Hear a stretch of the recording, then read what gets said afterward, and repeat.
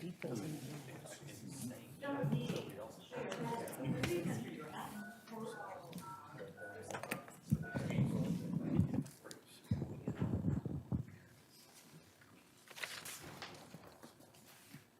Welcome to the Prince Edward County Conference Line.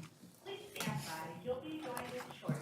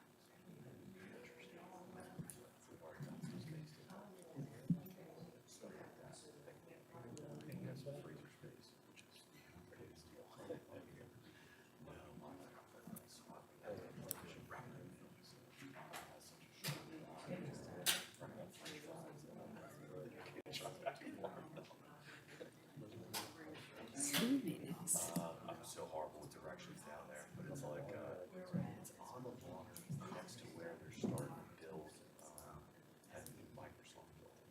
There's a Microsoft building next to there. It's like right across the street from the water. So it'll be across the street from that. So they haven't, I think they're just working around like a Microsoft is right now. So the application is, seems like it's really good. So it's exciting. A little bit of time on that. Originally, it's proficient.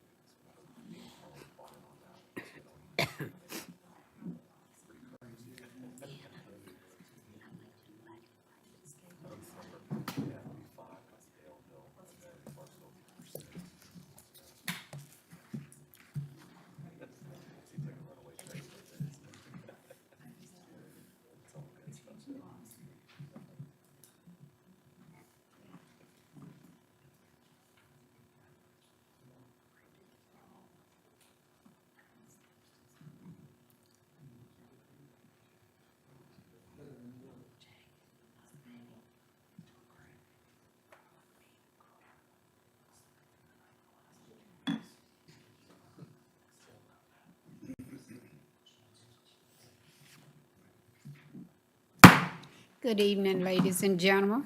I would like to call the Prince Edward County Board of Supervisors November 7th meeting to order.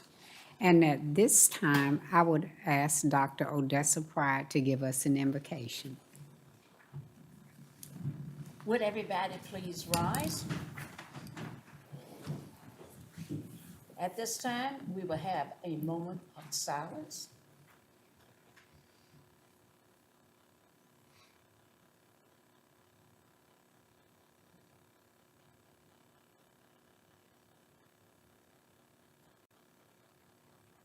Thank you. Please join me in the Pledge of Allegiance. I pledge allegiance to the flag of the United States of America and to the republic for which it stands, one nation, under God, indivisible, with liberty and justice for all. Thank you. And be seated. You're welcome. At this time, if any person, any member of the board has a conflict of interest, please state your disclosure at this time. Disclosure. As a member of the Prince Edward County Board of Supervisors, I, Bill Jacob, the disclosure that I have a partial interest in item number 23 on November 7th, 2024 Board Agenda, which is to accept the boundary survey of hurt and profit to authorize the county attorney to record said survey in the office of the clerk court in Prince Edward County and Nottaway County. I am the owner of a vacant parcel of land identified as parcel ID 42A37, located on the western side of State Route 617. The newly surveyed county line description parcel says the estimate of 16.779 acres are in Prince Edward County and 0.309 acres are in Nottaway County. And they will participate in discussion and vote pursuant to the exemption provided for section 2.23112B1 of the Code of Virginia, as the transaction affects all the owners of the estimated 70 parcels of the newly surveyed county line, which is a group of 3 or more. I hereby certify that I am able to participate in the transaction fairly and objectively in the public interest. I have filed a discussion of disclosure with the Office of Prince Edward County Administrator, a copy of which is available for public review. Bill Jacobs, date November the 7th, 2024. Thank you, sir. At this time, we have no recognitions that I'm aware of. Just one. Oh, all right. I apologize.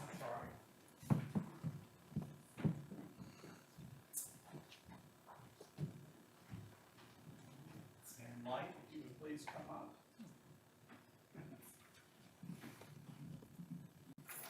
So, Prince Edward County Employee of the Month for November is Pamela Light.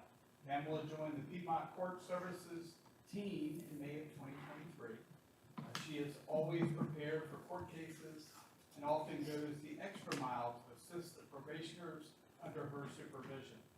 The Piedmont Court Services Director, Donald, come on up, Donald. Donald Williamson recently received an email from Judge Teresa Royal thanking Ms. Light for her dedication and strong work ethic. It shows in reports and testimony to the court. Judge Royal has been impressed every time Ms. Light has appeared before the court. She has shown exceptional representation to the county through her attitude, initiative, and positive action. Congratulations, Pamela. We look forward to working with you for many years.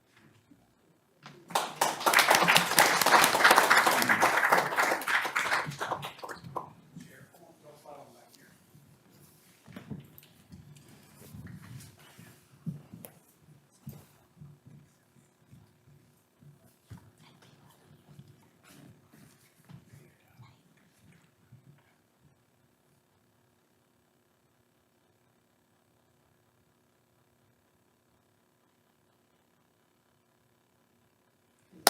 Congratulations.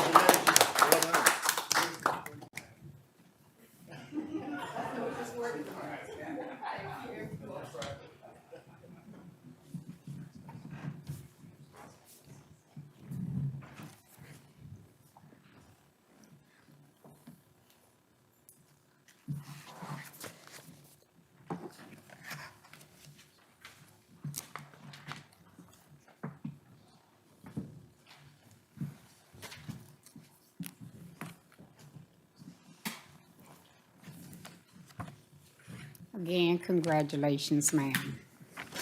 Okay, at this time, we're going to open public participation. We have no one signed up, but if there's someone in the audience who would care to speak, you may do so now. Seeing none and hearing none, we will close the public participation. Board of Supervisors comments. Mr. Gillum. Good evening to everyone. We appreciate your attendance, your concerns. Thank you so much. I too want to welcome everybody. It's when we have these gatherings, I think we all learn from each other, and you all are a big part of that. Or we've been enjoying the weather for November, it's not bad. Like y'all were saying. Thank you for being here, appreciate it. Continue to be supportive and concerned. Prince Edward County.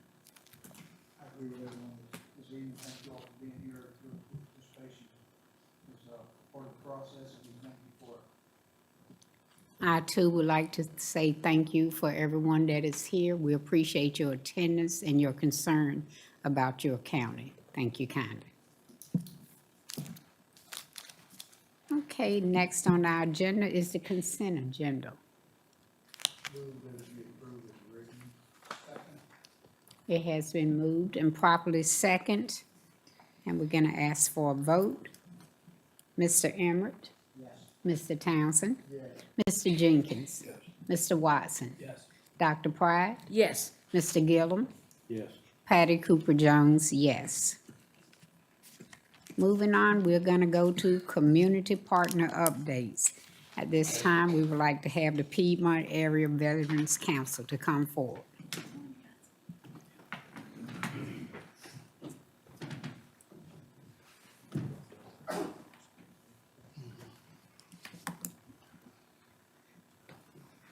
I brought everybody with me tonight, so members of the board, thank you, thank you, thank you for supporting us. I'd like to say this is our 10-year anniversary. It's hard to believe that it's 10 years that we've been in this county and working and helping veterans. And it would not be possible without these people behind me. We have an excellent team. Every one of them gives countless time and hours to helping serve. They're all veterans, and they're still serving. We are all veterans. Our office continues to grow. Our services continue to grow. We're so proud to be in a permanent home and have a building. We've increased our programs tremendously, and the number of people that walk in our doors have increased dramatically.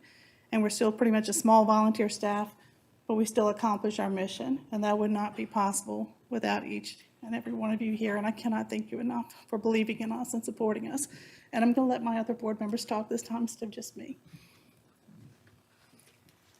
I think Sarah understates the contributions. She's extraordinarily generous in her time and her energy and her efforts, and this organization wouldn't exist and wouldn't thrive without her. I've been here before, and I have thanked you so very much, because without your support, we could not exist. But we exist for the people that have served this country, still serving the community, and I just want to say thank you from the bottom of my heart.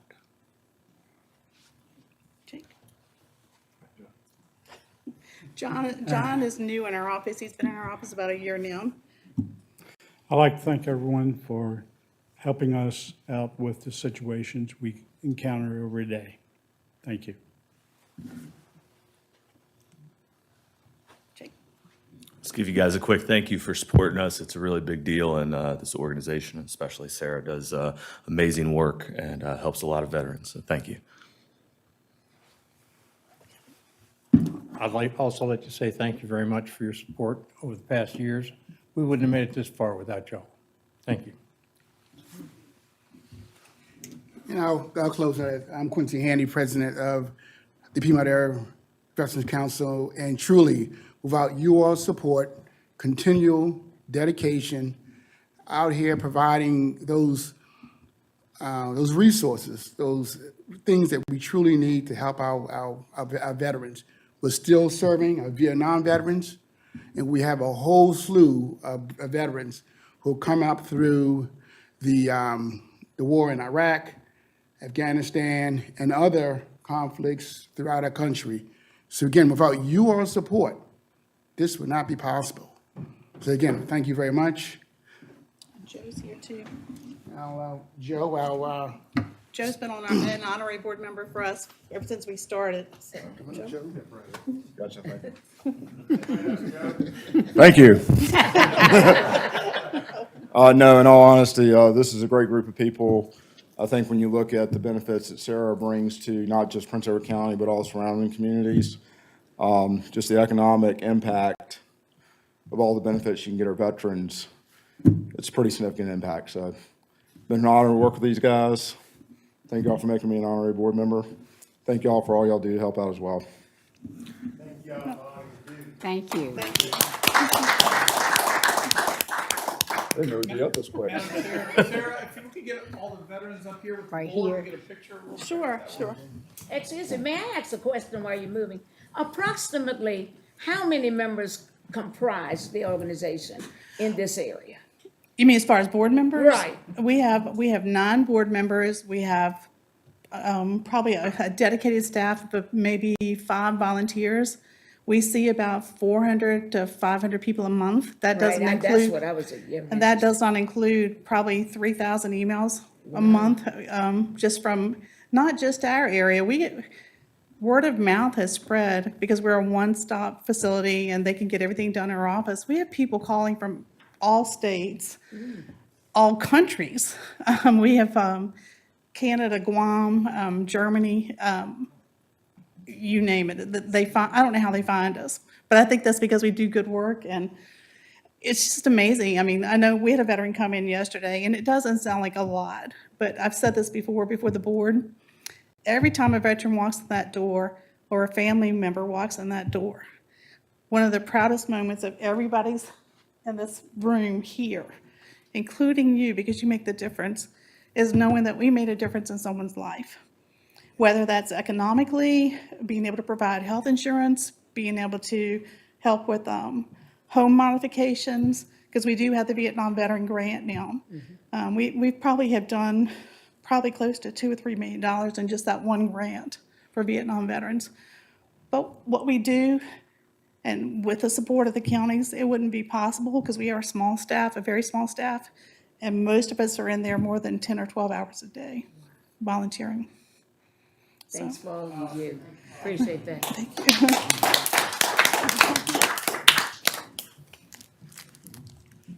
It's a nice location you have right there now. We love it. Room for expansion.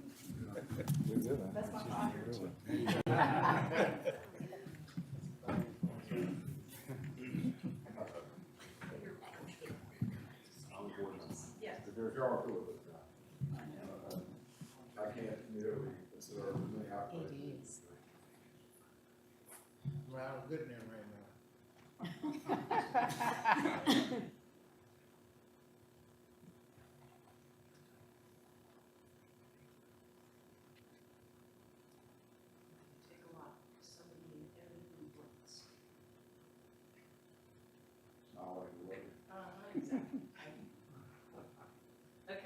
Thank you.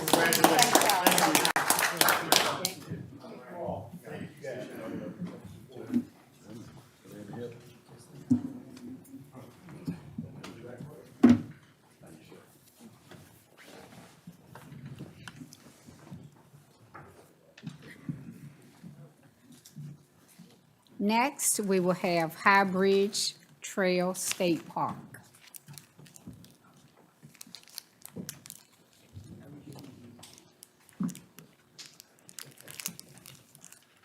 Well, good evening, Board, Good evening. Prince Edward staff, and the community.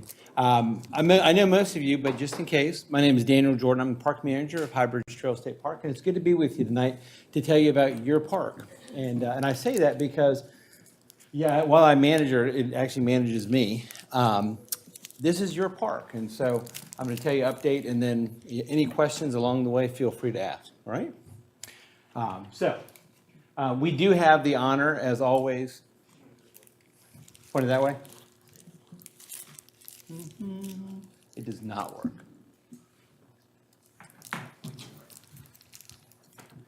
Okay. All right. We do have the honor of, did you do that or did I? You did. All right. I'm going to put that right there then. I'll let you know. Thank you. Collaboration. So we do have the honor in Prince Edward County to have 3 state parks in the county. So Twin Lakes, Stanton River, and Sailor's Creek are managed by one park, but Sailor's Creek and High Bridge Trail. And so, I'm going to go through, I'm going to tell you a couple numbers and tell you what we're doing and what we have on the horizon. So our fiscal year runs July 1 to June 30th. And so last year we did 84,704. We're down a little bit, but we also were in transition and we weren't doing as many sales. This year, as of July 1, we've done over 36,000.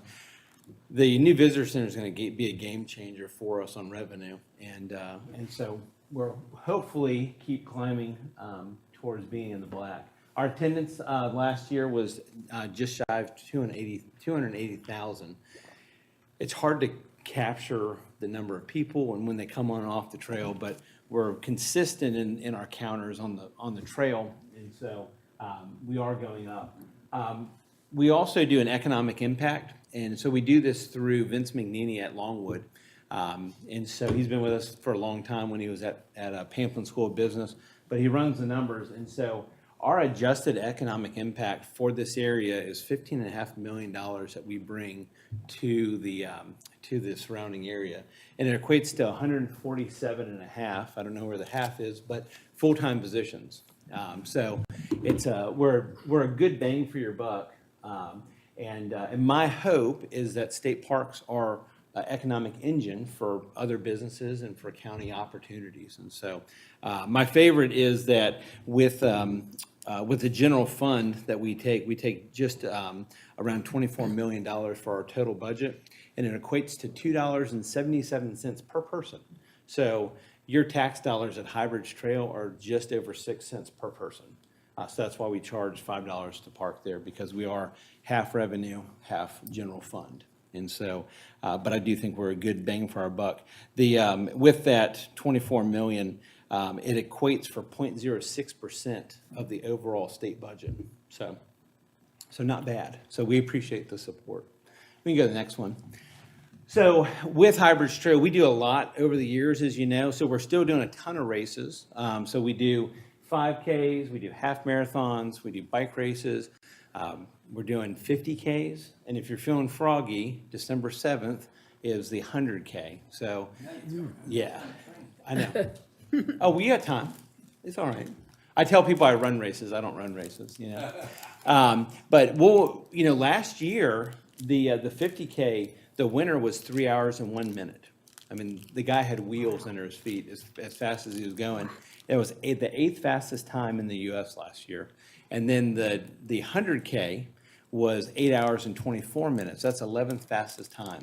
And so the race director called me up the week after and said, we need to get this on the website immediately because the buzz around it is already there. So Highbridge Trail is known as a fast course, and we have people from all over the U.S. and from Canada that come in, and all that is economic dollars that come into Farmville and the surrounding area. And so so we'll have over 300 people come to Prince Edward and bring their families and support. And so it's a neat opportunity to see.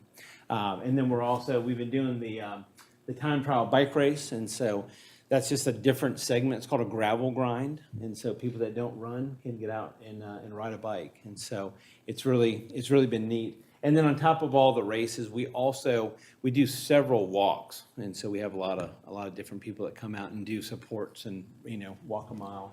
So you can go to the next slide. Firefly, lighten up the valley. So hopefully that if you haven't had a chance, come on out this coming year. We had one problem this year. I planned it and it was a full moon. And the full moon is not very conducive to looking at fireflies.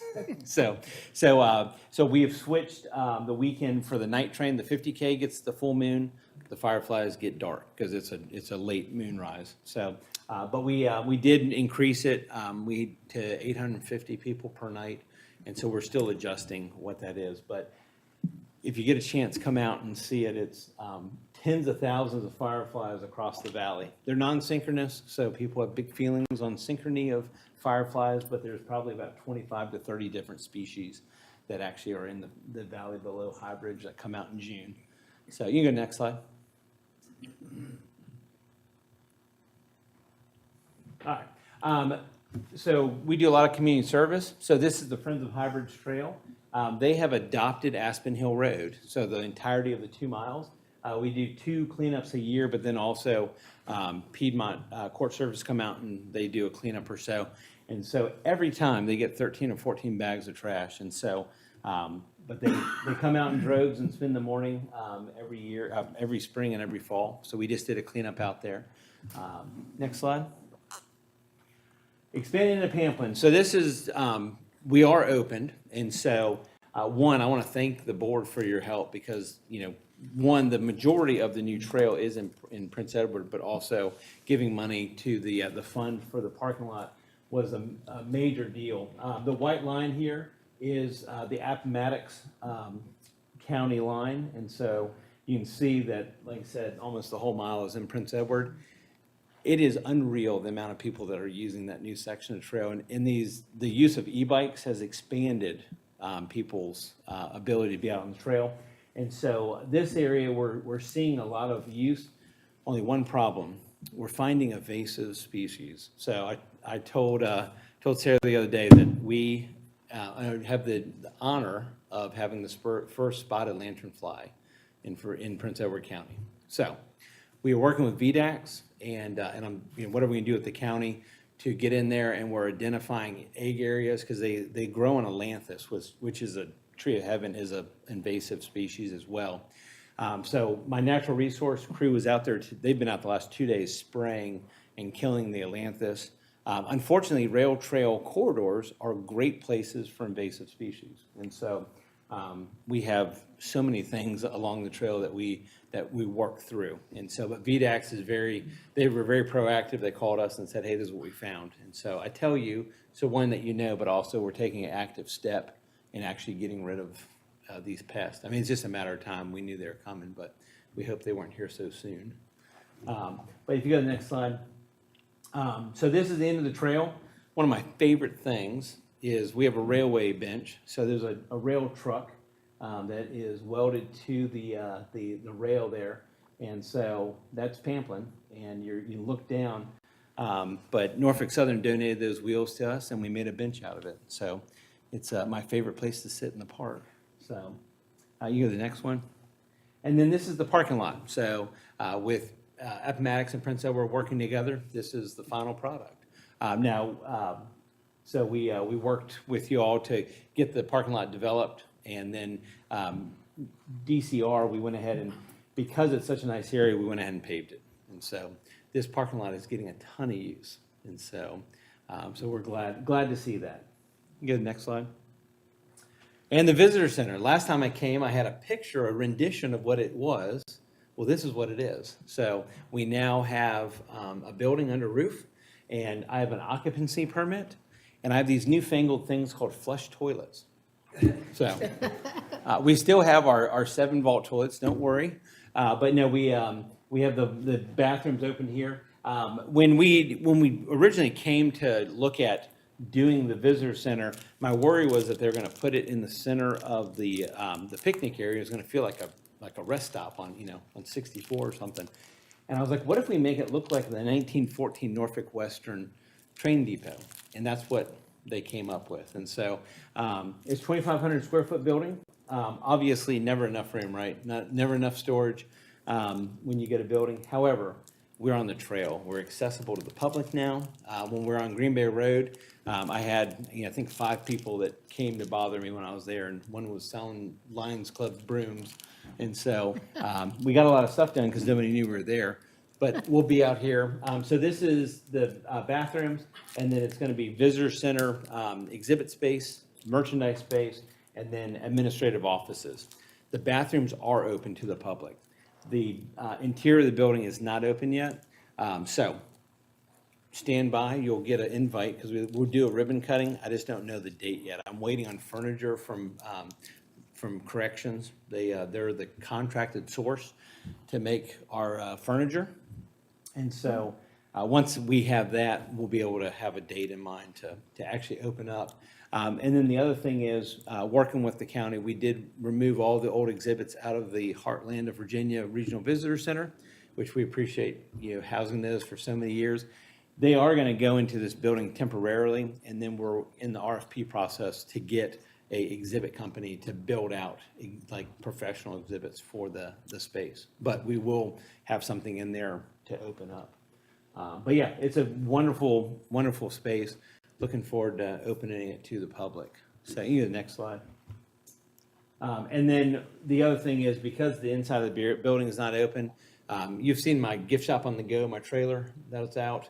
Well, what we've done is we've moved it to the breezeway. And so Katie doesn't have to stand in the sun, and she's at the bathrooms and can interact with people. And so it's been a nice change. So, but yeah, so we're looking forward to moving to that next step. And you can go ahead. And that's what I have for you. So there's a lot going on. When I came here 9 years ago, we were kind of in phase 1, and I opened up Camp Paradise was the first thing I did. And so now we've opened up the new mile of trail. We've built the visitor center. We've paved the road. And so it's been neat to see this kind of phase two. The other thing is, I'd be remiss to not mention it, we are in the middle of the master plan process. And so in February, we're gonna have a public meeting, and so everyone can come out to that. But we're in a new process now with the state on how to do this. Every 10 years, we're mandated to do that. And so, but again, this is your park, so what do you want to see with it? But yeah, so I'm grateful for you all. Thank you for the time. Can I answer any questions? Where is the meeting going to be held in February? It will be at Town Hall, Farmville Town Hall. Yep. And I can get that information out to you all of when it will be. Yep.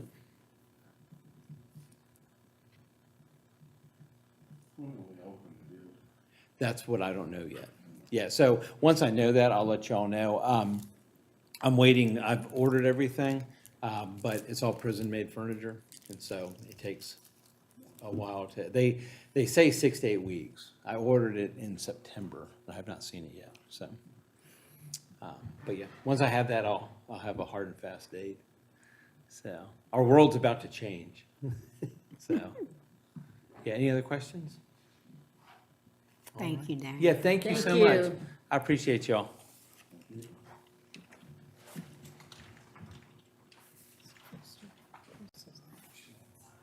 Madam Chair, Ms. Henson, the Commissioner of Revenue is available online. Tonight's update, she's a little under the weather, but we're glad she was able to join us. Welcome, Miss Crystal.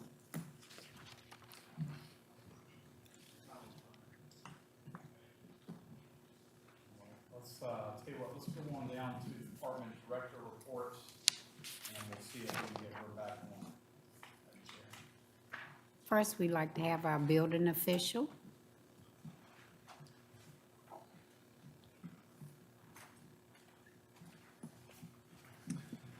Good evening, members of the board. Good evening. Thank you for having me here. I do appreciate the opportunity to be here, just to give you an update on how things are going and answer any questions that you have. It's been another busy year with the building department. Earlier in '24, our office was busy receiving training on our new permitting system, anticipating rolling that out this year. We completed most of the training that we needed by mid-April. We were anticipating, thanks to your generosity, some new staff coming on board during the summer. And so we decided that would be the opportune time to kind of roll that new permitting system out. And that's what we've done. Starting in August of this year, we transitioned from issuing permits on the AS400 system strictly to the new cloud permitting system. And then a month later in September, we then transitioned to issuing and doing all of our inspections on the new cloud permitting system as well. Like any new system, especially the administration portion, it's had some quirks that we've had to work through, but we've been able to do that. We've held it all together, and we seem to get better on that. There's still some enhancements that we need on the administration portion of that. The inspection portion is going very, very well. I'm able to do the inspections, complete the inspection reports in the field, and I can send them directly to the contractors from the field so they can get real-time updates if I have their information available when the inspection happens and that report. So that's been something that's been very, very nice. Also, earlier this year, we started the new 2021 code started, and I've completed the required training for the new 2021 code edition. I also completed my training for my building official certification that was due in May, and I was able to complete that and get it done as well. We've worked really hard to try to improve our office processes and environment. So I was able to work with Robbie this year, and we made some enhancements to our conference room. And we do have the ability to do online or video conferences. And that's available to all aspects of community development, and even other training opportunities we can complete online if we want to use the conference room for that. We did have an additional staff, Mackenzie Tate, I think y'all are aware of that, in July. She's a state certified permit technician. And so she has come on board, and she's been working with, she's a dual technician, so she's there to help building and also zoning. I'll let Robbie talk with you next month about some of the things that she's been doing on the zoning side.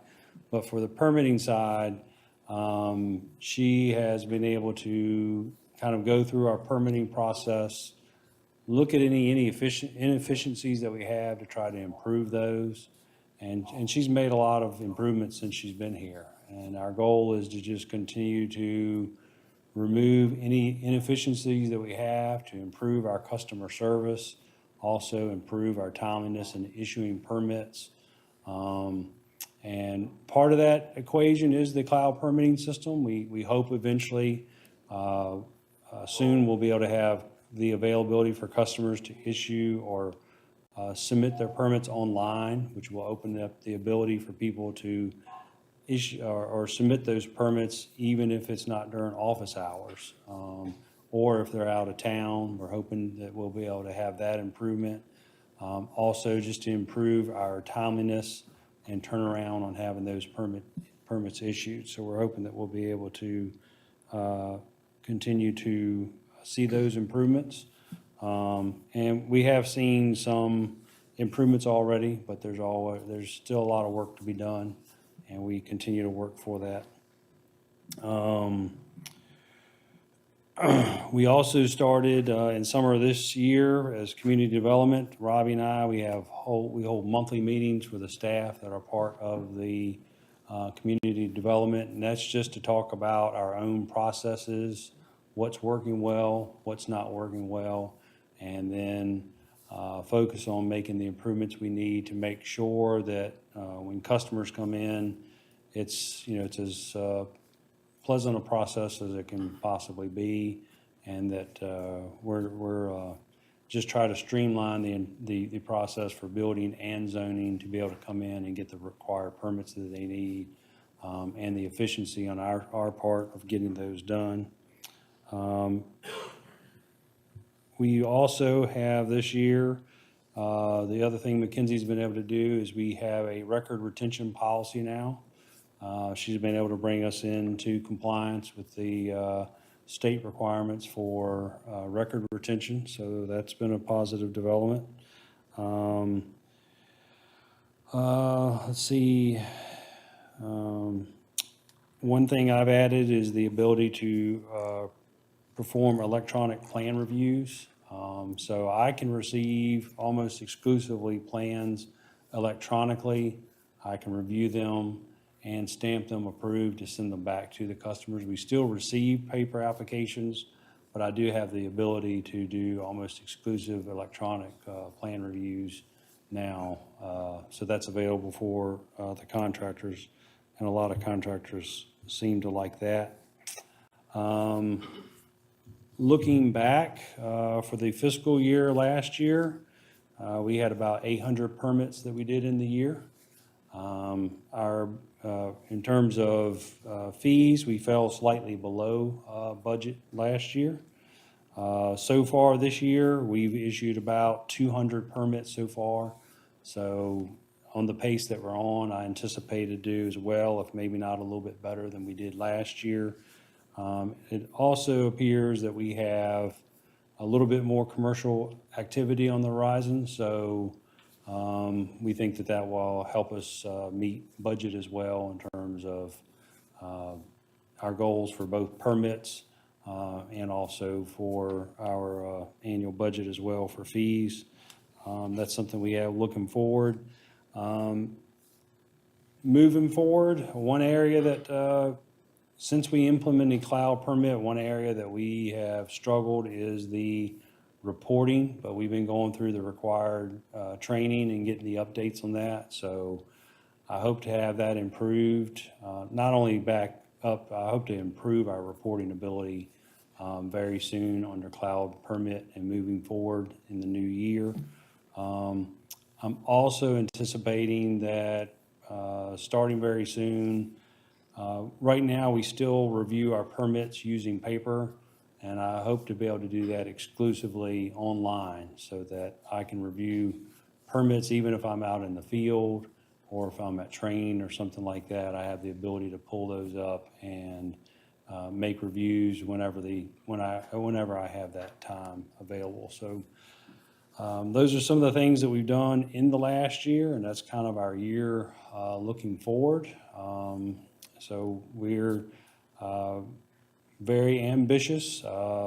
We are really striving to try to, and just like say, improve our inefficiencies in our office, and just make improvements to the look and feel of our office. And just hope, like say, just hopefully that'll be our policies or our procedures of turnaround time for inspections, permits will be much improved, and we're trying to get more efficient at doing that as much as possible. I think that's all I have for you. Do any of y'all have any questions or?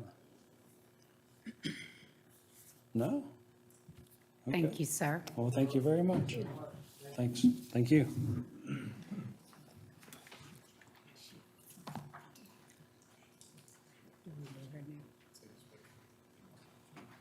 Okay, next we have Director, excuse me, of General Services.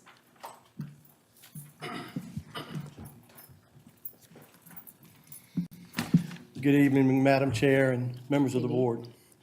This is just a brief rundown of some things that we've done this year with General Services.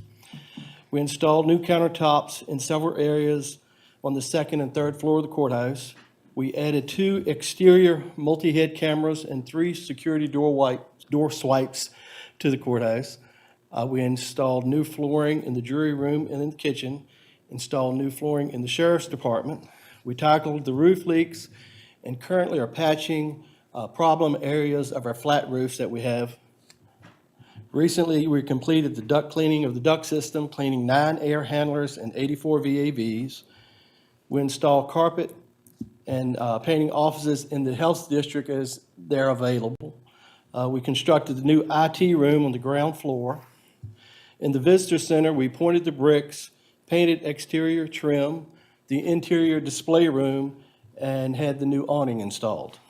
We replaced the compactor control unit at the Prospect Convenience Site. We've been working on the completion of the camera system at Rice. We renovated the community center property at Verso. We've been painting the animal shelter and repairing the exhaust system there. We installed a handicap accessible bathroom at the cannery. Had the incinerator installed. We built stairs and installed a door for roof access to the DSS building. We repaired the sewer level gauge at the Manor Sewer Station. We've been bush hogging the Hitt property, the Sandy River Reservoir spillway banks, and the storm drainage areas behind Lowe's. We repainted signage at Sandy River and painted parking lot lines at Sandy River Reservoir. We've been working on painting the exterior of the cannery and the old clerk's office in Worsham. We're just trying to keep our properties looking good and in good condition. You have any questions? Thank you. You're doing a great job. Thank you. Thank you. Next, we will have, excuse me, the Director for the Information Technology.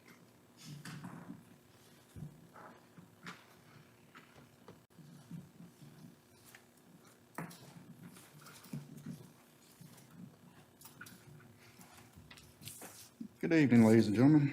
Good evening. How are y'all doing tonight? I'm going to try to keep this fairly short and sweet for you.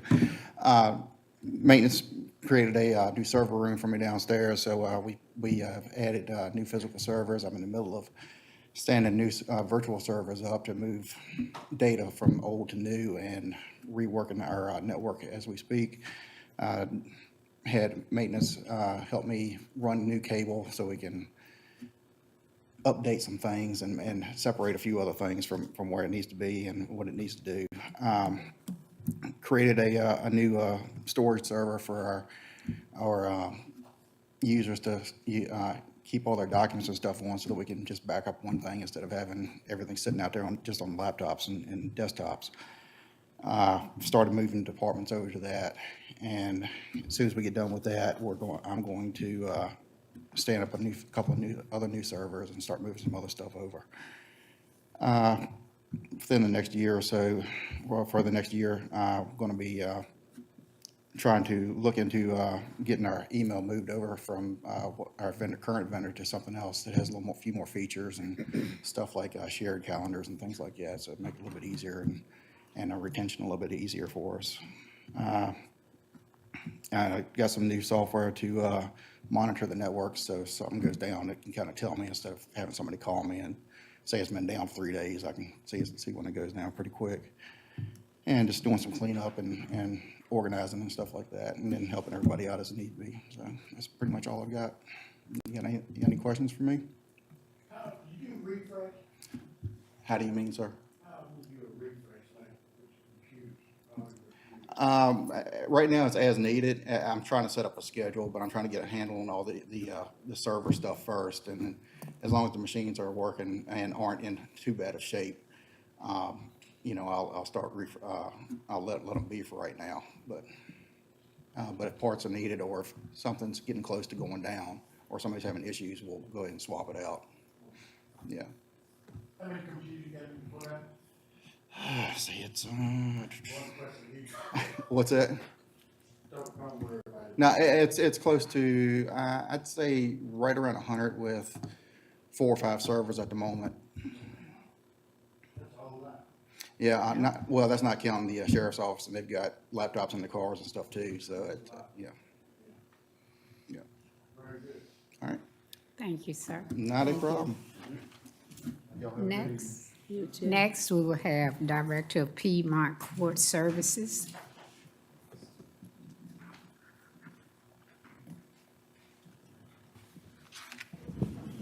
Good evening, Board. Good evening. So thank you for the opportunity to allow me to report out on our program, Piedmont Court Services. So for those of you that don't know, I'm Donald Williams, and I'm the Director of Piedmont Court Services. So we continue to provide local probation services to 9 counties. So that is Amelia, Appomattox, Buckingham, Charlotte, Cumberland, Lunenburg, Nottoway, Powhatan, and Prince Edward. So what that is a sentencing alternative that the courts can use. During the supervision of the folks that that were referred from the court, we use evidence-based practices. That starts with a risk assessment, so we determine their level of risk to reoffend. So for those that are medium to high, we also do what we call success plans. So there's different goals we set with them. So one of the, I guess, main principles or an example of evidence-based practices is what's called motivational interviewing. So that's one thing we use. So we're continuing to facilitate in-house educational groups. So right now we teach the shoplifters prevention group and the parenting classes. And those are by, if the judge orders those. We also use existing resources in the area. We refer folks to the CSB as appropriate for SA, mental health, and other providers. One of the biggest challenges we have is substance use. So that's one thing we're always working towards. That's why I'm excited for the recovery court that's coming. But I just wanted to share a little bit of data. So for probation, our numbers did decrease. So from fiscal year to 22 to 23, we actually had an increase in referrals, and then 23 to 24, we had a decrease. So we only had 299 people that were placed on supervision. That's kind of the trend we've seen across the state. It's been about a 33% drop in probation caseloads. The good thing is for the first quarter ending in September of FY25, we did have 107 people. So I think we're going to see that a pretty good year as far as number of referrals that we get. As far as community service, So usually we're somewhere between 8 and 10,000 hours a year. So last year we had 5,500. This year we've had about 1,200 so far of hours completed. And these numbers that I'm giving you are, formulas and all that are, it's all reported to the Department of Criminal Justice Services. So success rate they separate misdemeanors from felon cases. So the success rate for the end of fiscal year '24 was for misdemeanors was 76%, and it was 80% for felons. And then for the first quarter, it is 88% for misdemeanor cases and 75% for felony cases. Now, the other component of our program is, first I'd like to say one thing. So we have a very old system that we keep track of our data. It goes back to the mid-90s. So we're supposed to have a web-based system. It's going to be a lot easier to pull data that we need for different things. It's supposed to be, our system now is called PTCC. The new system is going to be PSLP, Pretrial Services Local Probation. So that's what DC just came up with. But so the pretrial, we provide that to 6 counties. So that is all of the counties in the 10th Judicial District. So the counties that we do not provide pretrial in right now would be the 3 and the 11th, which would be Amelia, Nottaway, and Powhatan. So with the help of the VCCJ, which is the Virginia Community Criminal Justice Association, it's a nonprofit organization that consists of staff throughout the state that are either work with community corrections or involved with community corrections. We were able to get a budget amendment to go through to expand to Buckingham, Cumberland, Charlotte, and Powhatan. So we've already been able to expand to Buckingham, Charlotte, Cumberland. The next is going to be Powhatan. In that budget amendment, there was also some areas out, Roanoke area, they received funding to expand there. Because the goal is, throughout the state of Virginia, there's local probation in every state, but there's not pretrial services in every county. There's not pretrial services in every county, so we're trying to get there. At one time, when I started as director, none of the 9 counties do we have pretrial in. Then we slowly expanded pretrial to Appomattox and then Prince Edward. So we're getting there. But pretrial has 2 parts to it. So the first thing is we do an investigation. So anybody held in jail, they can't make bond, or they're held without bond. We're going to meet with them. We're going to interview. We're going to ask them some questions. Then we're going to do an investigation. We're going to do a risk assessment. And that is to provide the courts with more information on that person so they can help to make a better determination on bail. Now, I will say with the budget amendment, when I went through with that through the General Assembly, we met with legislators. We had tremendous support from the judge. I went over there with a huge stack of letters from support from Commonwealth attorneys to judges. So it helped in getting that budget amendment to go through. The other part of pretrial supervision is the supervision piece itself. So if somebody is let out on a bond, then they could be put on supervision, and we make sure that they comply with bond conditions. And again, another challenge we have with the folks that we're supervising on pretrial, the defendants, is drug use. So that is a challenge. As far as some data for pretrial, so for last fiscal year, there were 138 people that we completed a pretrial investigation on. So far in this quarter, it's because it's really due to the expansion. That number is now 81 because it's a lot more counties that we're providing those reports to. And then we've been, pretty high as far as appearance rate, public safety rate. The appearance rate is one of the main things that we look at in pretrial data, is making sure they're making it to court. Obviously, the second one is that, there's no pretrial failure. So the last thing I like to say is that I would really like to thank my staff, because I couldn't do it without them. And so that's what I've got. I don't know if there's any questions. Thank you, sir. Thank you. Next, we'll have the Director of Animal Control Services.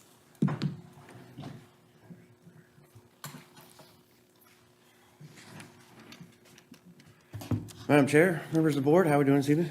Fine, thank you. Okay, so I'm going to bore you with some numbers here, then I'll kind of get through my little spiel and get out of here as quick as possible. At the end of last month, we had 441 dogs and cats come through the shelter. That means we picked them up and they found their way out. If you average that into a 40-hour week, that's about 2 a day. Mileage, we had 32,000 miles that we put on the trucks. About 1,900 calls into the shelter, but that is just voicemails. That is not calls that people don't leave a voicemail. And the ones that come through the Sheriff's Department. We executed 2 search warrants last month for 2 different animal seizures with the help of the Sheriff's Department. We were able to execute those.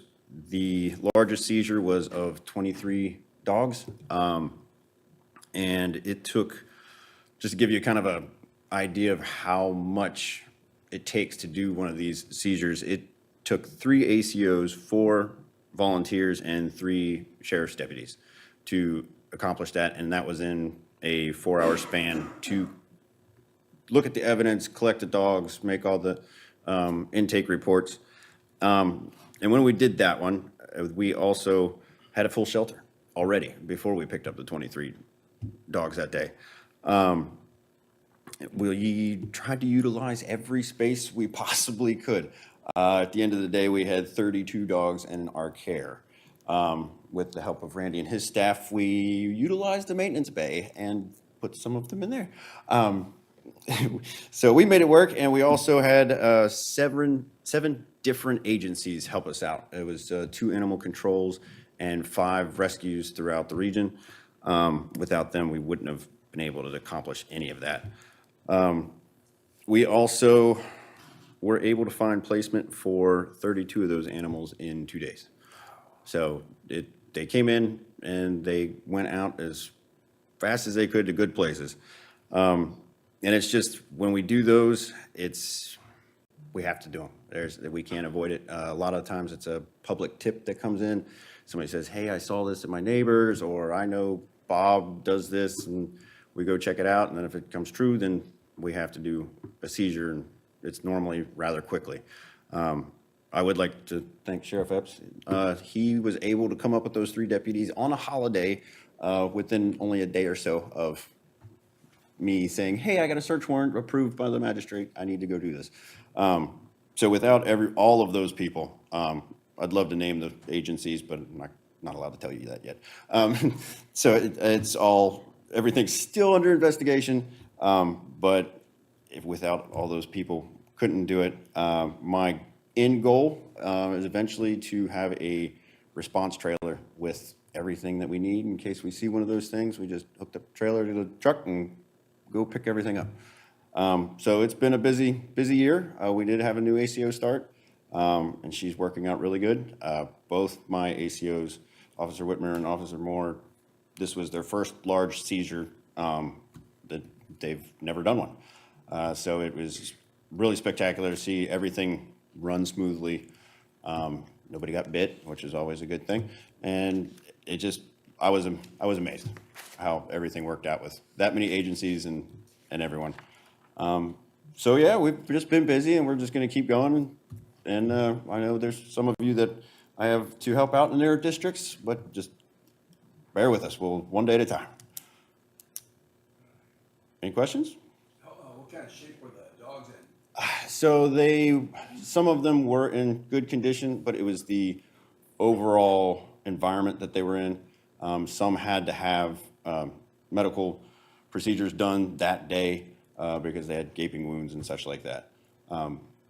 It all varies on the totality of it sometimes, but for the most part, they were in pretty good shape. Thank you so much. Thank you much. Madam Chair, if we could go back. I believe the Commissioner of the Revenue is online for us. She's still on, Sean? Crystal, can you hear us? Good afternoon.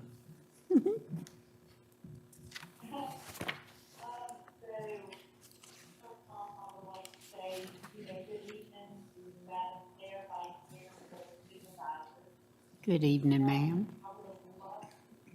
They're in person, but I will follow pneumonia. But I felt like it was really important to discuss tonight. So I hope everyone is doing well.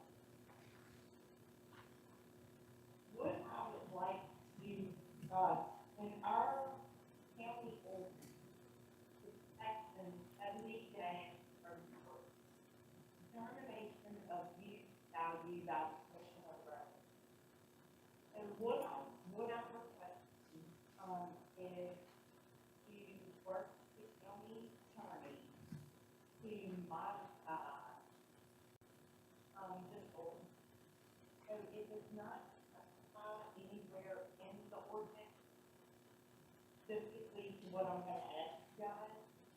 So with that being said, so right now, what we do, we were doing revalidation for land use once every 6 years, which was in line with reassessment.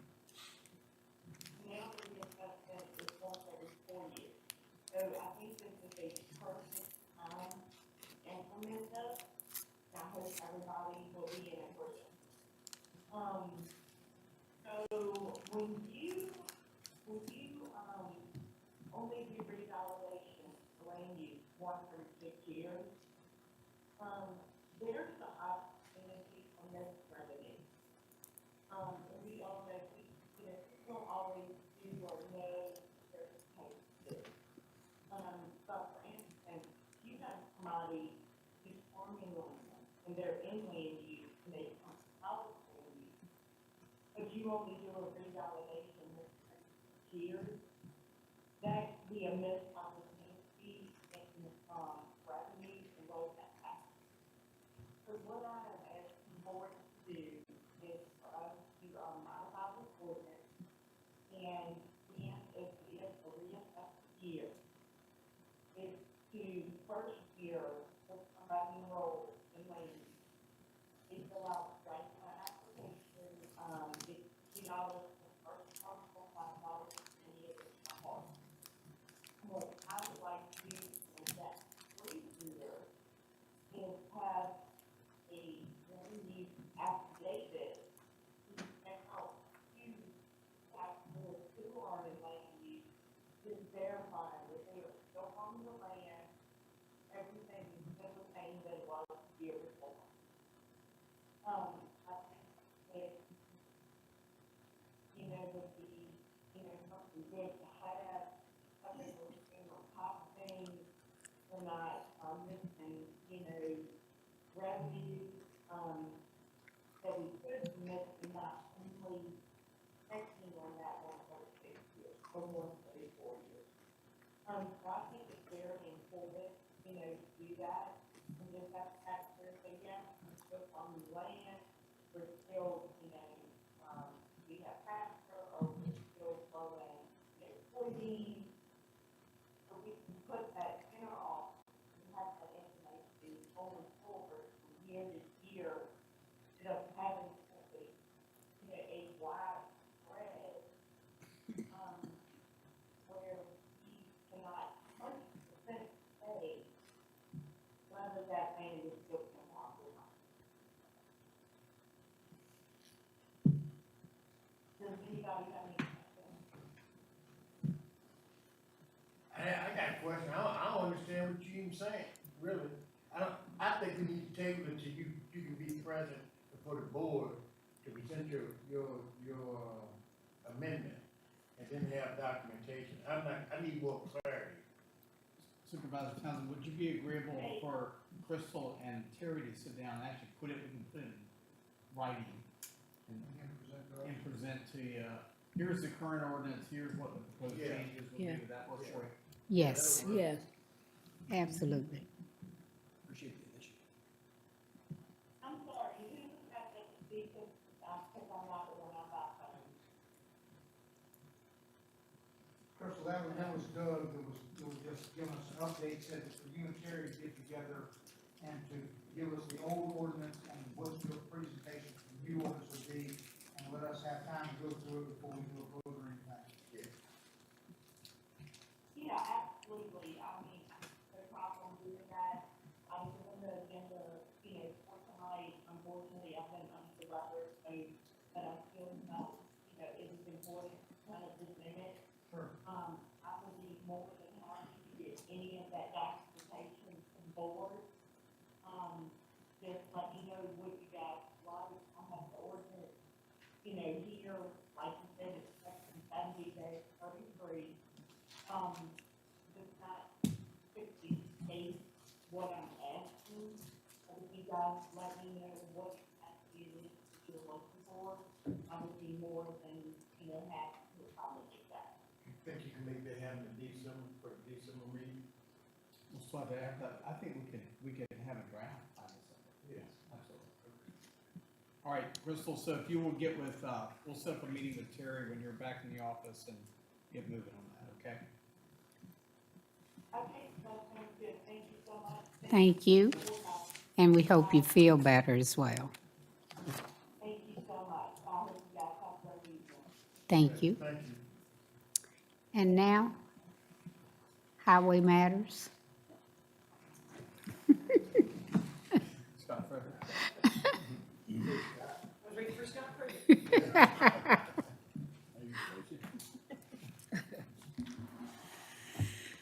So, Mr. Frederick is not here this evening, but I am happy to take note of any highway matters and pass those along to him. In fact, I believe he's on vacation this week. Just one, I had my town hall, we mentioned Epps Road. I'm sorry. Regraded, Epps Road. Uh-huh. Of Mill Creek, need to be regraded, need to ditch line. I didn't, Scott hadn't had that with me, that's a follow-up. Ditches need to be pulled. Pool and the road needs to be graded, had some potholes and things in the road. And then there was some ditch line at 477 in Birdsall, where the water was backing up in the road. I haven't seen anything occur with that.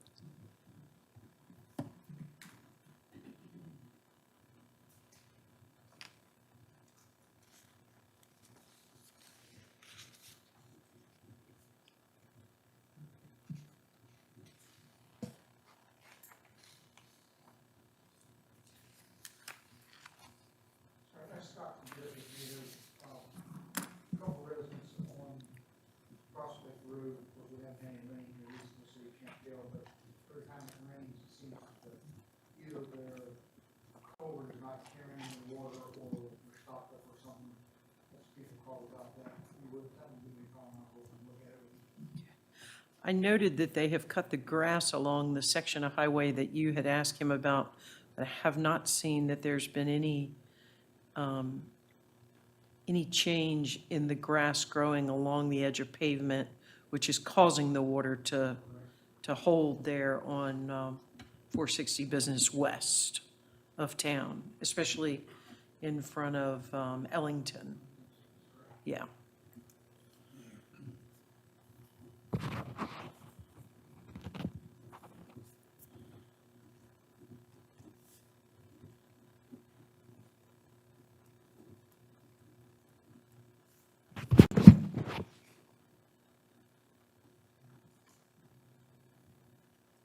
I got some of my recommendations. Oh, In Charlotte County, if you go up 367,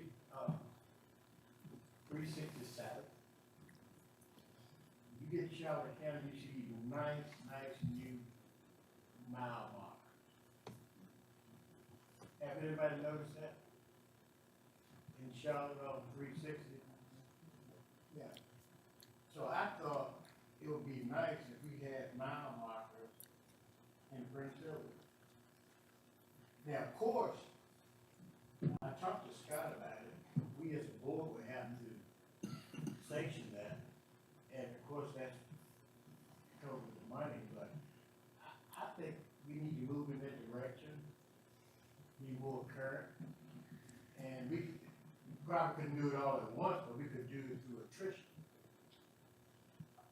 helps, Madam Chair, if I could Sure. interject, I know it helps with emergency response, because people from out of the area on 360 and 460, they get in an accident, you know, if they can't identify by the cell phone location, but if you can see the green sign and tell them, I'm at mile marker 36.2, they know exactly kind of where to go. Are they every 10th of a mile?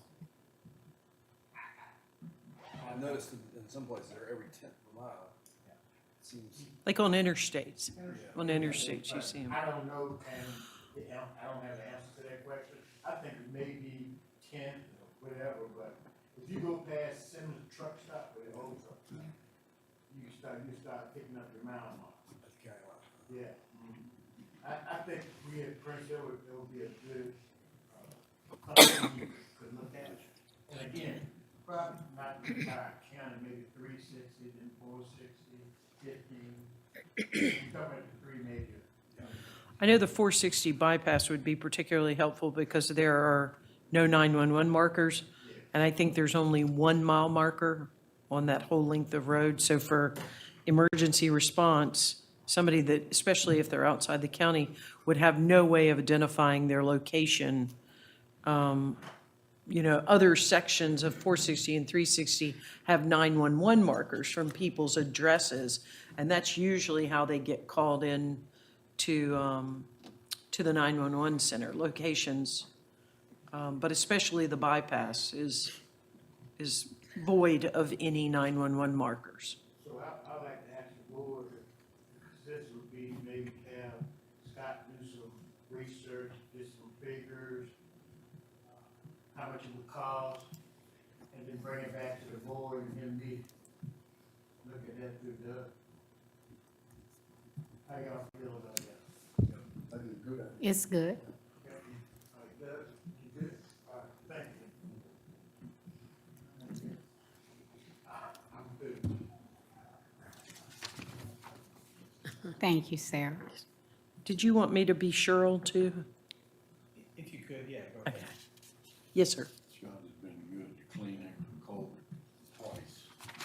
By Fork Road, they cut over timber hills next to Jack Davis. Uh-huh. And they need to have a conversation with the landowner. Every time they go in and out of there with a piece of equipment, they push the stuff right back in the ditch. Okay. Either the culvert needs to be lengthened, or they need to start doing it. Because winter time's coming and the water's gonna come across the road and occur. I take it that the landowner where the cutover is not Mr. Davis. Okay.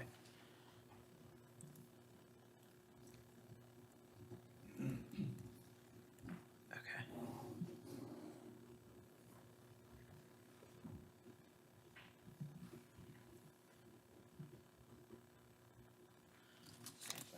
Yes, sir.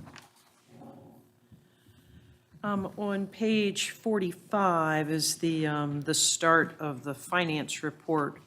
So the board is asked to appropriate and approve the transfer of the below reference funds for FY '24 into the committed capital improvement project lines, as noted. A big chunk of that was reimbursement, $162,269.91 we got back from VDOT as part of the construction of the line. So moved. Second. It has been properly moved in second. Mr. Gillum, Yes. Dr. Pride, Yes. Mr. Watson, Yes. Mr. Jenkins, Mr. Townsend, Yes. Mr. Emmert, Yes. Patty Cooper Jones, yes. On page 47, the board has provided a list of the funds that were remaining in certain line items at the end of the fiscal year, and is asked to approve and appropriate the carryover funds. You'll note that most of these are public safety. So to carry over the funds from FY '24 to FY '25, many of those are our volunteer fire departments who may be saving for apparatus. It's been moved in second. Mr. Emmert? Mr. Townsend? Yes. Mr. Jenkins? Yes. Mr. Watson? Yes. Dr. Pride? Yes. Mr. Gillum? Yes. Patty Cooper Jones, yes. The Commonwealth, on page 49, the Commonwealth Regional Council submitted the final request for reimbursement through VDOT for the Business Park Road Development Project. The county received disbursement totaling $27,054.23 and is asked to approve the appropriation for FY25 to recoup the costs previously approved and expended. It's been moved in second. Mr. Emmert? Yes. Mr. Townsend? Yes. Mr. Gillum? Yes. Dr. Pride? Yes. Mr. Watson? Yes. Mr. Jenkins? Patty Cooper Jones, yes. On page 51, the county has received funds totaling $4,094.19 from the Opioid Settlement Fund Trust. These funds are required to be used for opioid remediation, and the board is asked to appropriate the funds received into, I believe that is a special fund that's been set up in the county financial system. It's moved in second. Mr. Jenkins? Yes. Mr. Watson? Yes. Dr. Pride? Yes. Mr. Emmert? Yes. Mr. Townsend? Yes. Mr. Gillum? Yes. Patty Cooper Jones, yes. And on page 53 is a request from Dr. Cox. Requests from the school board to appropriate state and federal funds totaling $160,460.27 from various programs to the instruction budget line as described below. There is a local match of $18,181.82 for the school safety and security grant required for this appropriation. And it doesn't say, but I'm going to suggest that the match funds are coming from the school, the existing school budget.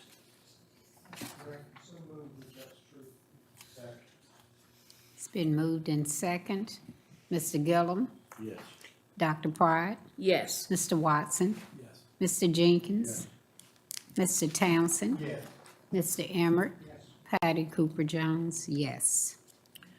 On page 57, in October, the county received settlement funds from Hurt and Profit totaling $25,000, and the board is asked to appropriate the funds received as follows, and that would be into the recovered cost line item. Second. It's moved in second. Mr. Emmert? Yes. Mr. Townsend? Yes. Mr. Jenkins? Yes. Mr. Watson?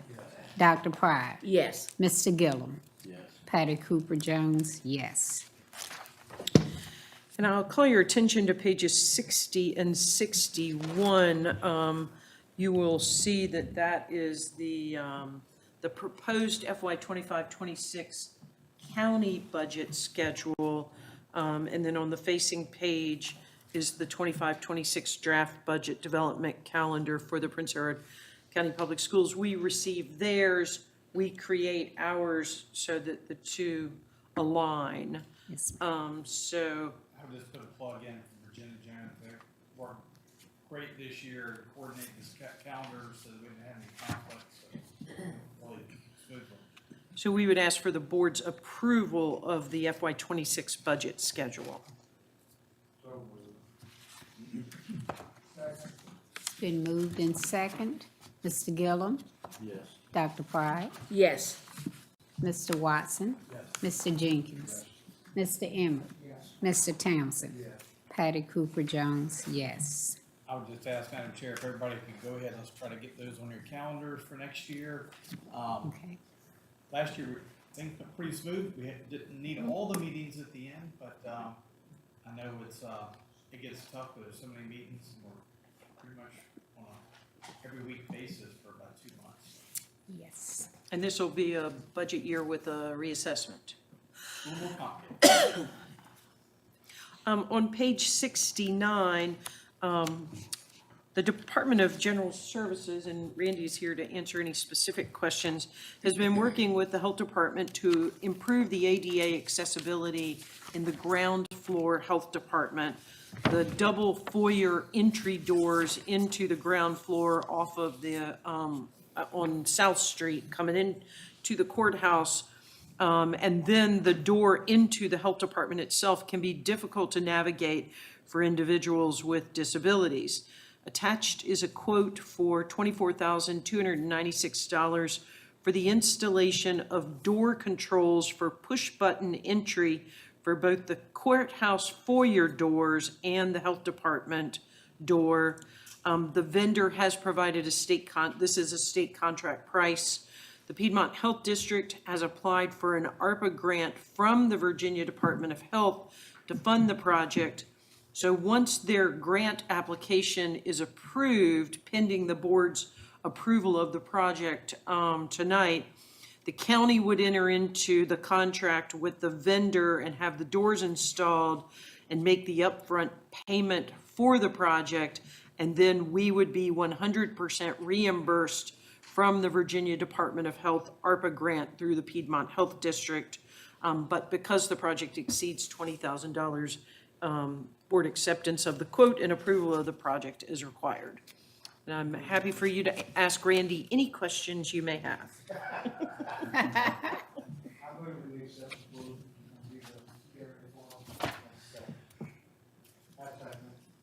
It's been moved and second. Mr. Emmert? Yes. Mr. Townsend? Yes. Mr. Jenkins? Mr. Watson? Dr. Pride? Yes. Mr. Gillum? Yes. Patty Cooper Jones, yes.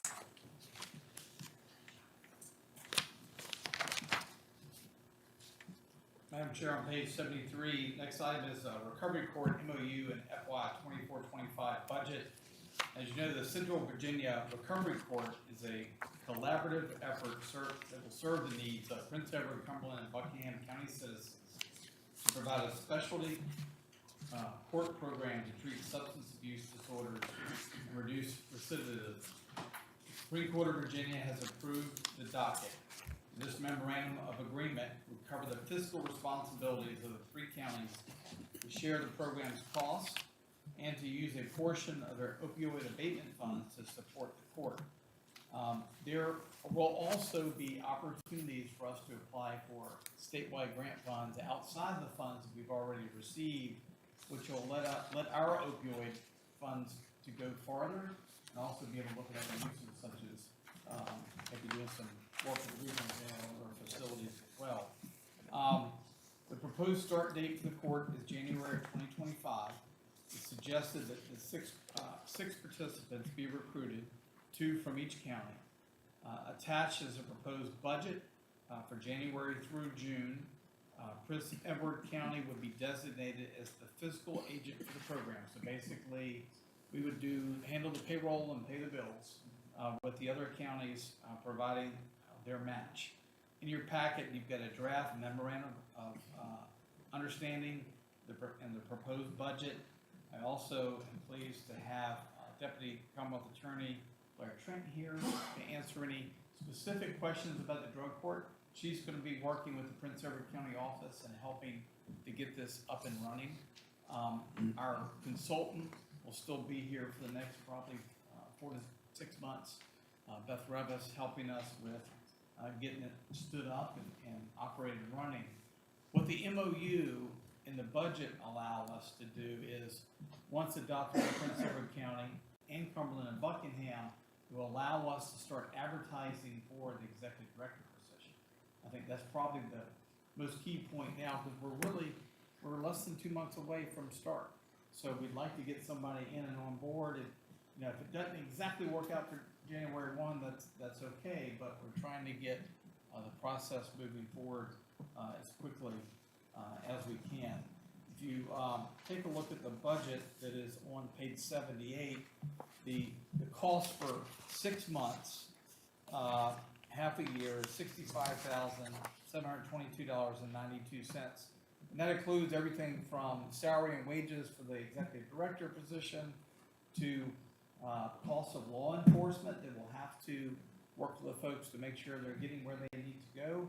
We'll also include the drug testing kits, the cost for the defense attorney that will work with them, all the anticipated costs. We've looked at other recovery court operations to look at the proposed budget to make sure that we've covered all the items identified. There will always be something that we maybe missed, but I think we've done a good job of pulling it together. Based on the draft budget and 2 per county, so a 1/3 split for each of the 3 counties, we'd be looking at a maximum of $21,907.64. Today, we're only asking for you to adopt the budget. We're not asking the board to appropriate the funds yet. We still want to see if we can go after some additional state funds that we could put into one of these other grant fund columns or on the budget sheet. This is something, the judges have really pushed, and I know Jerry, we heard it at the field board and also with Don, it is up, there seems to be a program that has worked, and that's been pushing for it, so with that, I move the board of supervisors approve the cash in review for the counties, and go from there. That would include authorizing Kevin Administrator to sign. Ask those for you to sign. Second. It's been moved and properly second. Mr. Gillum? Yes. Dr. Pride? Yes. Mr. Watson? Yes. Mr. Jenkins? Yes. Patty Cooper Jones, yes. Mr. Townsend? Should I, since I work in the jail and some of this funds maybe come to jail?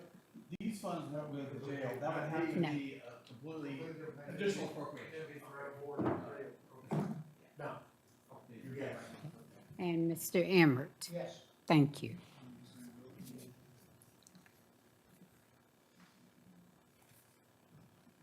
Good program, keep it up, good work. Blair, anything you want to add? As a county employee, that man helps me, this man, helps me, that man helps me, Randy helps me often. I don't, just to make y'all feel better about the people that are working for y'all, and that y'all are helping pay our salaries. Everybody works together. I'm one of those 4 volunteers that went out with, Adam to do that search warrant. Sean's in my office very much.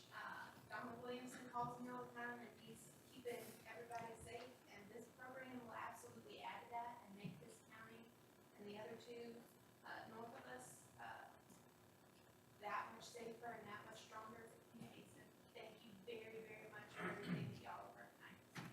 Thank you.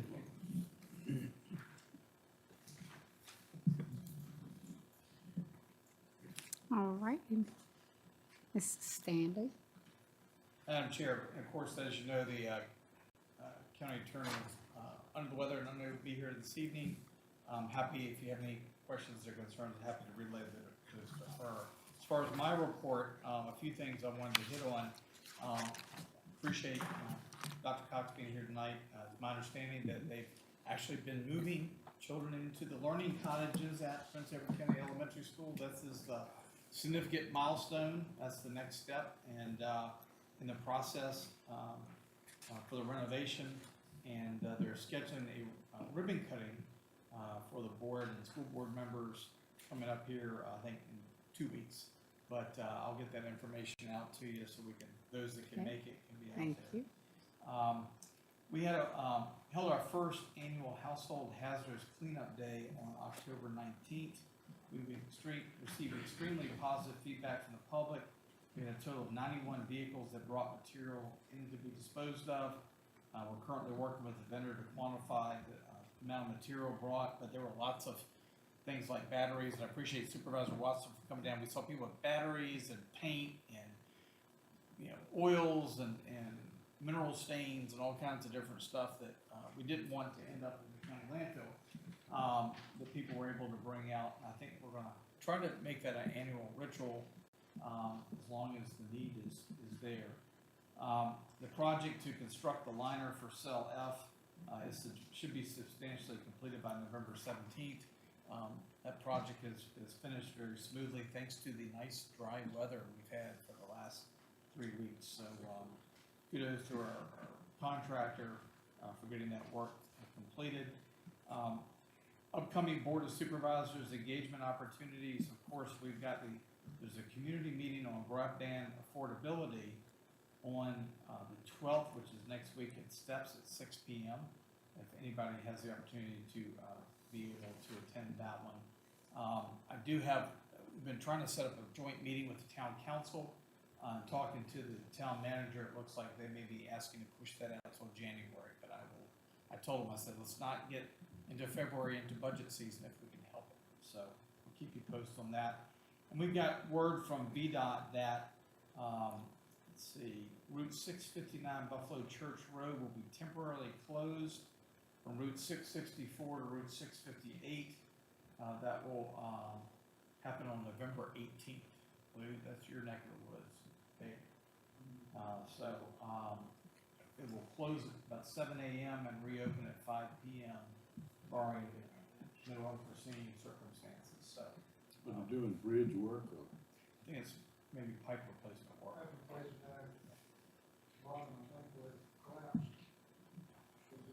The road really needs a lot of work. So any changes? We'll let you know. That's all I have, Madam Chair. Unless there are any questions. Thank you, sir.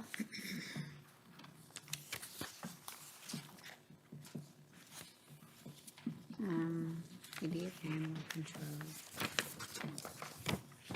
Page 83 is our financial reports. If there are any questions, don't need any action, just happy to answer any questions if you have any.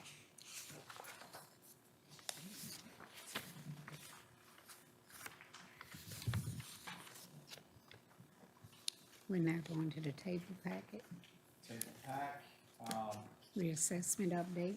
page 137 of the table pack. There we go.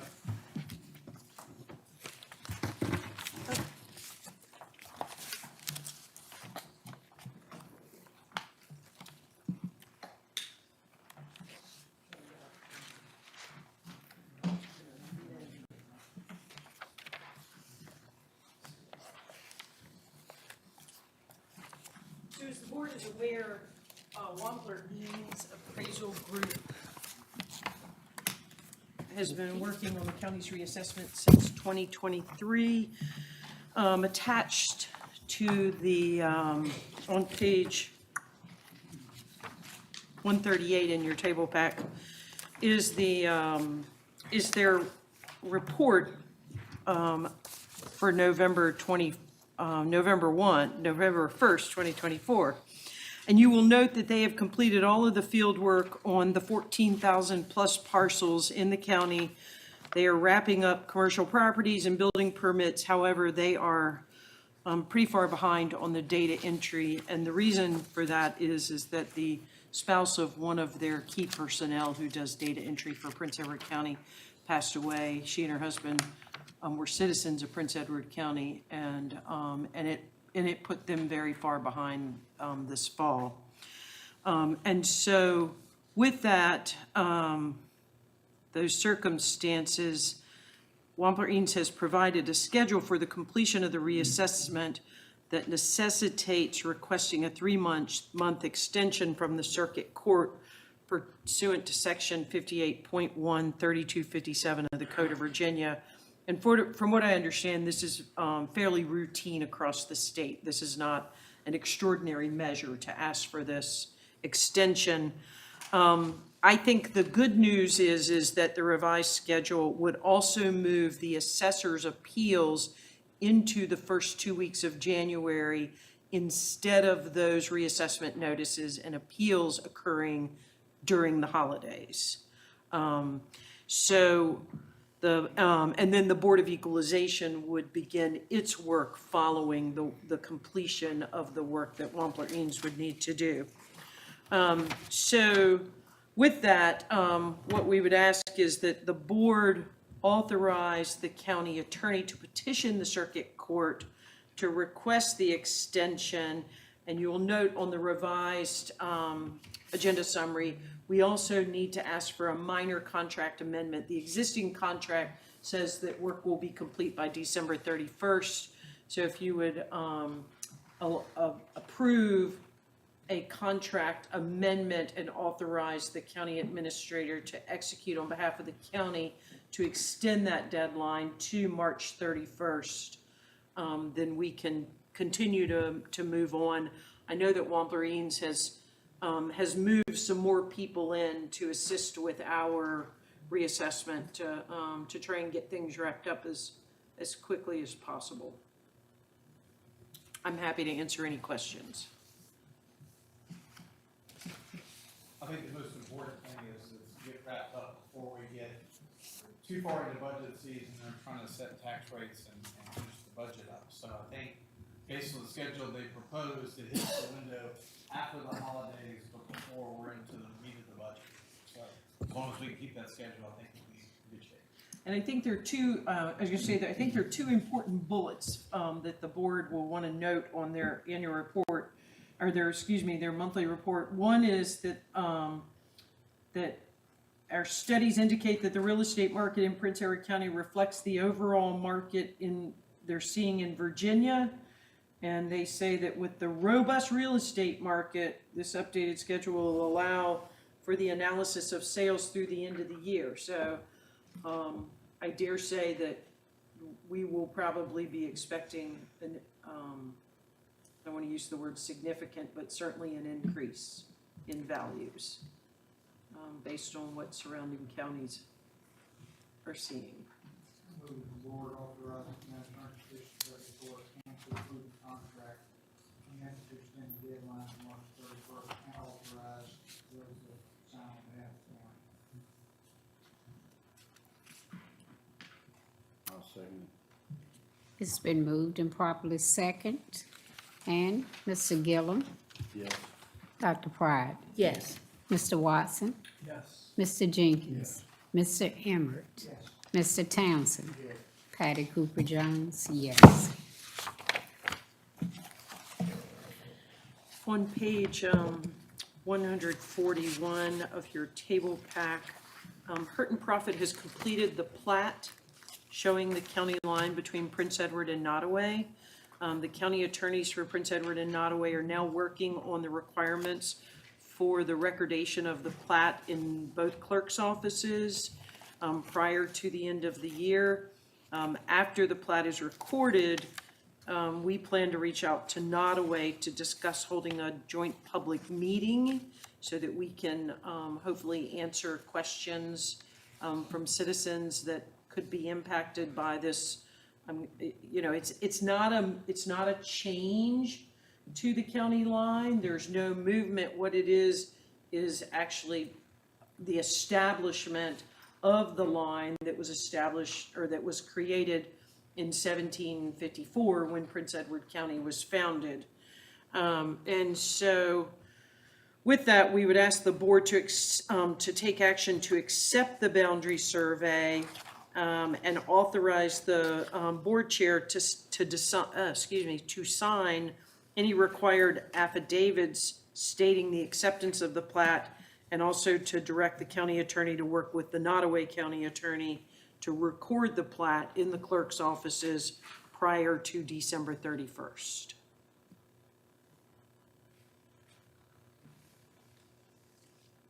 I'll make that motion. It's properly motioned and second. Mr. Emmert? Mr. Townsend? Mr. Jenkins? I got you. I'm involved in this, so I want to abstain. I'm gonna say that. Based on the Conflict of Interest Act, because you are, you are one of 70. Yes, sir.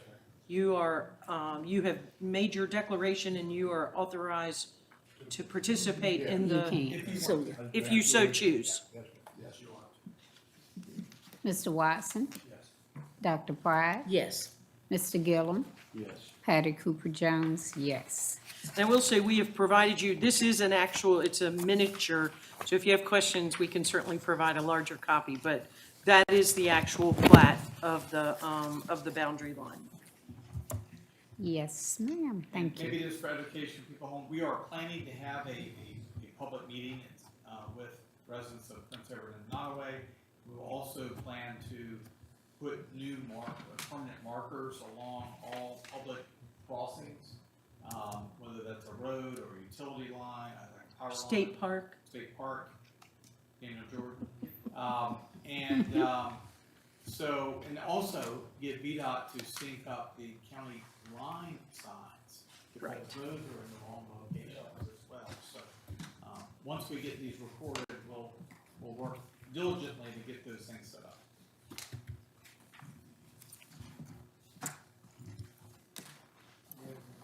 Closed session? Yes. And being in closed session for discussion, consideration, and performance of the county administrator and county attorney pursuant to the exemption provided in section 2.2-3711A county code. Second. Okay. Roll call vote to go into closed session. Mr. Gillum? Yes. Dr. Pride? Yes. Mr. Watson? Mr. Jenkins? Mr. Townsend? Yes. Mr. Emmett? Yes. Patty Cooper Jones, yes. 5-minute recess.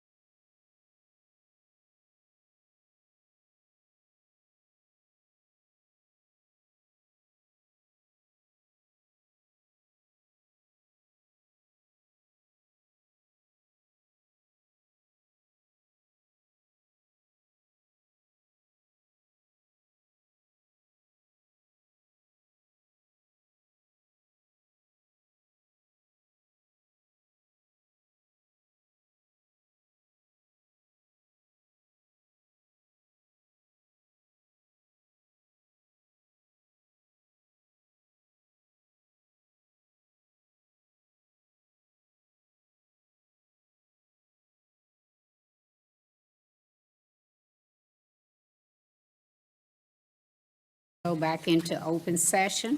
Let me adjust on that, Ms. Patty. Yes, sir. What page I was on? All right, here we go, I got you. I move Prince Edward County return to open session. Second. Roll call vote. Mr. Gillum, Yes. Dr. Pride, Yes. Mr. Watson, Yes. Mr. Jenkins, Mr. Townsend, Yes. Mr. Emmert, Yes. Patty Cooper Jones, yes. I will ask for a motion in a second to adopt the following certification solution. So moved. Thank you. Can I get a second? Second. And we'll Madam Chair, do, whereas Prince Edward County Board of Supervisors convened a closed meeting on this date pursuant to an affirmative recorded vote and in accordance with the provisions of Virginia Freedom of Information Act, whereas Section 2.2-3712D of the Code of Virginia requires certification by the board that such closed session was conducted in conformity with Virginia law. Now therefore be it resolved that Prince Edward County Board of Supervisors hereby certifies to the best of each member's knowledge that only public business matters lawfully exempted from the open meetings of Virginia law were discussed in the closed meeting to which this certification applies, and only such public matters as were identified in the motion convening the closed meeting were heard, discussed, or considered by Prince Edward County Board of Supervisors. is there a motion and a second to adopt the certification resolution? So moved. Second. Roll call vote, and please be advised that a yes vote confirms that closed session, affirms the closed session motion. Okay? Mr. Gillum, Yes. Dr. Pride, Yes. Mr. Watson, Yes. Mr. Jenkins, Mr. Townsend, Yes. Mr. Emmert. Yes. Patty Cooper Jones, yes. Is there any other things that require our attention tonight? Madam Chair, seeing none, I make a motion that we, I guess, adjourn. Got a second? Motion to adjourn and second. Mr. Emmert, Yes. Mr. Townsend, Yes. Mr. Jenkins, Mr. Watson, Yes. Dr. Pride, Yes. Mr. Gillum, Yes. Patty Cooper Jones, yes. All righty. So moved. We are